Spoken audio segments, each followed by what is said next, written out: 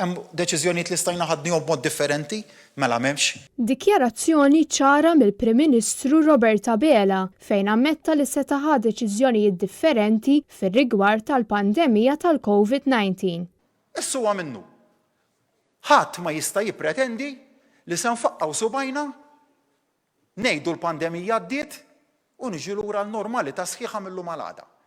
Min jitkellem hekk ma jkunx realistiku, għas ikun jaf xejn jgħid kważi kważi. Il-ħattet li n-normalità ma tistax tiġi millu mal-għada u min jgħidek ma jaf x'inhu jgħid.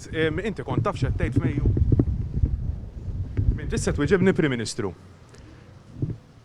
L-istatistika turi b'mod ċar ħafna illi il-COVID hija warajna. Meta l-ħadd filgħodu kien qed jindirizza attività politika fiċ-Ċentru Nazzjonali Laburista fil-Ħamrun, Robert Abela baqa' jinsisti li f'Mejju li ġej pajjiżna se jirritorna għan-normalità minkejja li d-Deputat Prim Ministru Chris Fearn għandu opinjoni differenti. F'Mejju inkunu fit-triq li tkellim dwar aktar qabel. Bissa s-sajf li ġej ikonna l-ħajja tagħna li reġgħet qabdet ir-ritmu. Robert Abela qal li din sfida li ma jinflaħx għalija, tant li qed jibqa' jgħid li flok imexxi lil pajjiżna jixtieq igawdi l-ħanimun li qatt ma wasal. L-isfida hija ikbar minni.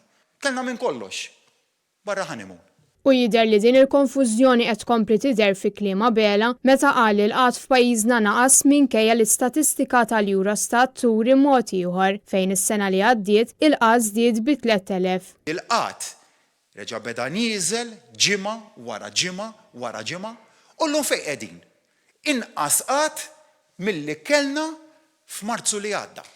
U dwar it-toroq, il-Prim Ministru faħħar ix-xogħol siewi li jagħmel il-Ministru tat-Trasport Ian Burge minkejja li lejli stess kawża ta' ħalba xita li għamlet fil-proġett ġdid tal-Marsa kien hemm ammont kbir ta' ilma li nġema fit-triq, konsegwenza li l-karozzi spiċċaw nofshom merqa. Llum ir-riżultat qed naraw ħibqa' serek kien. Iżda minkejja li pajjiżna jinsab għaddej minn sitwazzjoni xejn feliċi, il-Prim Ministru Robert Abela jibqa' jgħix f'ħolma. L-onestà fit-tmexxija li magħna ta' fejn qiegħed. Kristin Mamo għal Net News.